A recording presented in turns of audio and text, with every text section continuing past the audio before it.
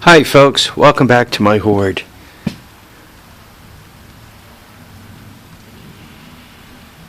I don't know if you can hear the piano music in the back. My wife is playing.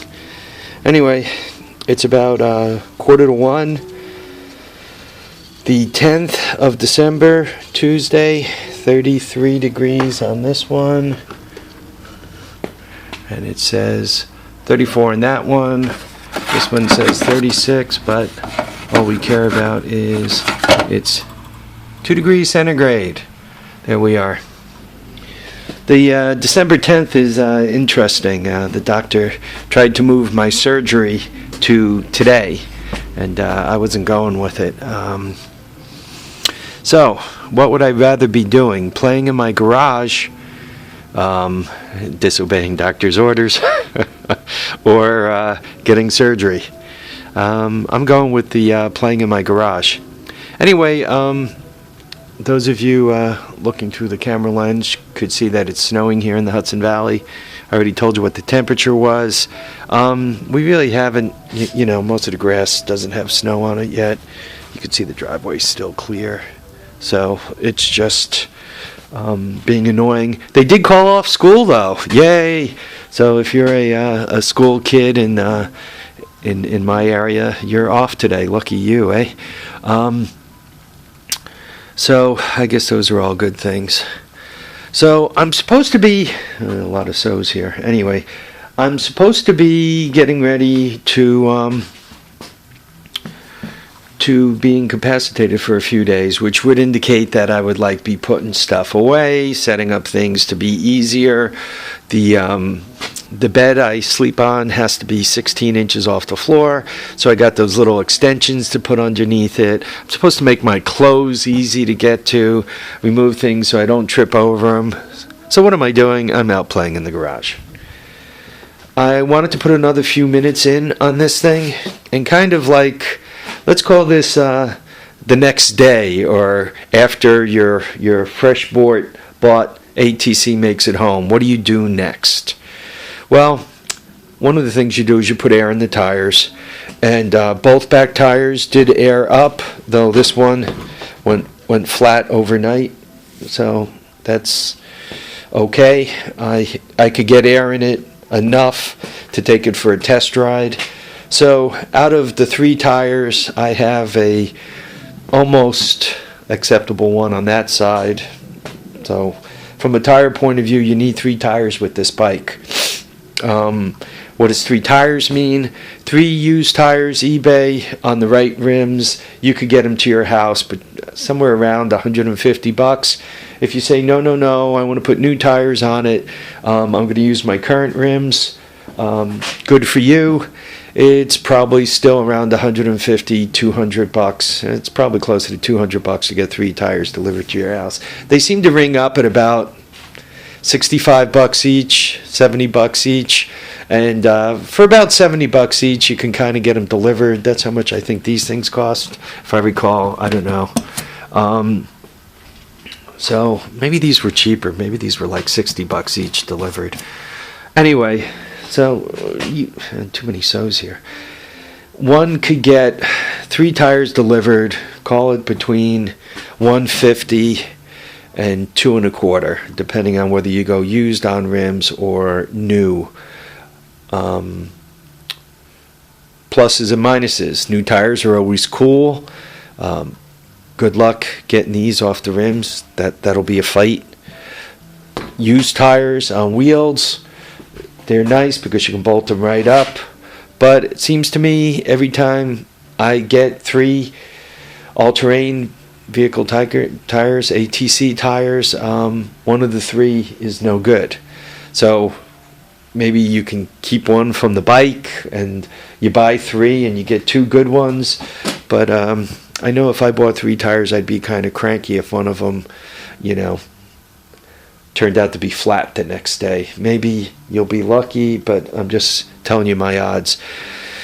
After jacking it up, you can see it's on one of those little stands. The good news is the front wheel rotates. If it was in such a place, well, anyway, you guys could see it's kind of turning. right? That's good news. The bad news is the rear end seized. I have a super long wrench that I put on the axle and kind of, jump up and down on it, make the thing wheelie. Occasionally that breaks them loose. If I get the engine started, maybe that'll break it loose. But as of right now, the rear end is seized. So back to, you just bought this thing for $150. What do you have in front of you? Between $150 and $2.25 worth of tires to get it up in the sky, and a rear end, right? If you don't have a rear end floating around, that's another $100-$125. So the numbers are adding up pretty quick.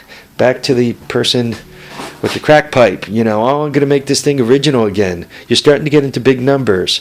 $150 plus $1.25, right? That takes you to $275. Another $2.25 for tires. That takes you to $500. Let me give you a hint, guys. You can buy these things running. You can jump on them and ride them for $500. This X here was $550. I didn't want to pay that much, but once again, I bought an X for $550. This guy here, I don't recall what I paid for it. It was under $4, I think, right, guys? And this guy here, this 200 ES, it was $250, right? Tires up in the sky, right? Start it, drive it. So, here you have, if you're going to pop for a rear end, tires, and it's up. I haven't gotten the motor running yet. I'm feeling good things about it. But even about the motor, I took the carb apart, and just quickly, I don't know if you can hear it. Hopefully you can hear that. That's the float going up and down. That's a good sign. The second good sign is the gas was turned off. So that's a good thing. Also, the carburetor had all the hoses on it. It had the, by hoses, these type hoses. The one was on the bottom too. I knocked it off. But it had the air filter hose. And the air filter box has the air filter. I don't know if you guys could see it down in there. The air filter to frame hose, right? Because these things breathe up here. Those are all really good signs. This carburetor is 100% reusable. I could rebuild it and put it on, but I'm not going to. I don't want to take the time. I get these. This is the way they show up, by the way. Is that not pretty? Look at that, all nice and pretty. You can hear the float going. They call themselves that. So they're almost copying the name. I don't know how one says that, Kevin. So they're copying pretty good. This is who I buy them from.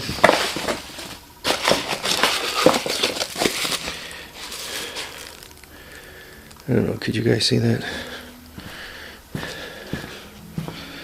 Let's get you a little more light. So on a Wednesday, right? I work Wednesdays or a Tuesday. Typically on Tuesdays, I'll realize I need one, so I'll order it, and typically by Friday I have the carb. So is that not nice? $25 delivered here in the United States, Glen Parts. If you compare the two carbs, hoping to do this without dropping one on the floor and screwing it up. Right? I don't know if you could see it, but this one has a bigger bore here, which is great. One last carb thing. The slide was seized, right? So I had trouble getting the cable out. Well, getting the slide out, then you can take the little slide thing off the cable. So what I did was I disconnected the carburetor, kind of had it out the side there, sticking out the side. Then I got a small screwdriver and pry it up on the on the slider, sprayed, some liquid wrench. I mean, you could go muscle man and tear this cable right out of the carburetor. Then you could get the carburetor off, but then you got to pop for a cable, right? The cables, I think, are between $15 and $25, depending where you get it.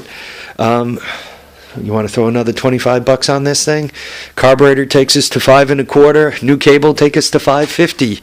Back to it, boys. You can buy these things running for that price. So you got to be careful. If you're developing a horde, you want a horde, right? Great. Bike like this, excellent for the horde, excellent adding for parts, excellent if you already have the parts to put on it. This bike was so disrespectful, it shit the floor on me. Parental guidance, by the way. So, I think enough of these so's. Damn, I gotta stop with that. We're about done here, I think. I think I've told you everything I need to tell you. Okay, hopefully the next video you'll hear the thing start up, and shortly after it starts, my wife will come out and start yelling at me because I'm supposed to be getting work done. Other kind of work, like getting the snow blower ready for my son to use, and room in the garage for a generator to sit, so that you can just push the button, the door opens, or pull the string, release the automatic door opener, door opens, pull the string on the generator, pull the string on the snowblower, and do what they need to do. Yeah, I'm pacing. Okay, notice, by the way, that one could still, right, drive right through my garage, and I'm working on a bike in here. Huh? How's that for all kinds of organization? Musty one. I got to get that thing running. Once I get that thing running, look how much garage I have suddenly available. Almost the whole other side comes to life. Yeah, I did not move this with the recent cleanup, though. I can jump it and start it up and actually drive it. The E-Z-Go needs a little more attention than that, and yeah, I got to get along that back wall. Every day I try to move something out just for the sake of doing that. I don't know if you guys remember, right there was this cart with this motor on top and the scale and the license plate there. So I consolidated this mess. So there's one less thing in the garage. I'm trying to just get less stuff in the garage. If it's on here, fine. If it's under there, fine. If it's got wheels, it starts, runs, and moves, fine. But I'm trying to get rid of this dead stuff, right? Like this pile of crap. I don't know if I'm going to get to it before I go, but I really want to get that out of here. And also the stuff that lands on these bikes, I really want to get that the heck out of here. Whether I build, well, this space is already gone. Whether between the metal of the garage doors, I kind of build a little bit of a raised shelf area up there, real sturdy raised shelf area, and get some of it up there. Finish loading the shelves because I do have some more room. You can't see the two with the doors open, but a little bit every day. Those actually belong on the tug. Maybe in the spring I'll put them on. The thing seems to be holding air and staying afloat. So and there's even some more crap that needs to go up in the attic. Remember the box of garbage that came with this? I finally emptied that out and got it out of here. It went away in the garbage with the bin yesterday. He left this foam here. It's the lid of a cooler. At work, they use that for packing stuff. I always call it contraceptive foam, just because I think it's funny. Excellent to kneel on, guys. Really, really saves the knees a little bit of pain when one kneels on the floor there.